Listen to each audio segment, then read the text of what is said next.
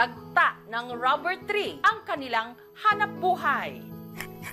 Sa pagtatapping, kumikita ang mag-ama ng 7,000 pesos kada ani. Kayo na makatabang sa mga, kuha na mo pamugas, sa gastos na mo sa among panimalay, maura gid among ginasaligan.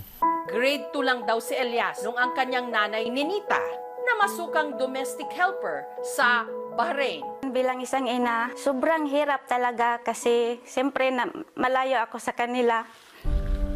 At hindi maiwasan na iiyak ka na lang na mag-isa kasi hindi ko sila nakikita, hindi ko sila nasusubayan araw-araw kung anong ginagawa nila. Pero masaya ako na ganyan na siya ngayon. Namimiss ko siya. Gusto ko palaging makikita siya araw-araw. Kaya hindi ko mapigilan na maging emosyonal kapag magbanggit ako ng pangalan ng nanay ko.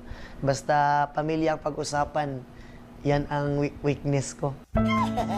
Dahil nasa abroad ang kanyang ina at madalas naman nasa bukid ang kanyang ama, ang kasakasama raw ni Elias noon, ang kanyang Lola Miriam at Lolo Marciano. Dili man bugoy na butaan man. Sa dagan na mong ako, hinigugmagid na mo si dibdib, magid ng gimhan na mo. Sa kanila ako natutulog araw-araw. Sila din ang nagbabantay sa akin, sila ang nagbigay ng allowance. Inspirasyon ka. Dahil sa kanilang pagsisikap, nitong 2023 lang, nakapagtapos si Elias ng criminology. Malaking tulong sa akin. Nasasanay na yung katawan ko sa natrabaho na ganon. Nandito na naman ako, namumunot sa kabutiran. Pero sa halip na maging pulis, sinunod daw niya ang sigaw ng kanyang puso, ang mag-perform. Inumpisahan niya sa pagva-vlog.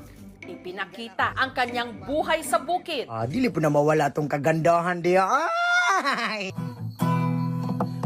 Hanggang nagpasample ng kanyang boses at dance moves.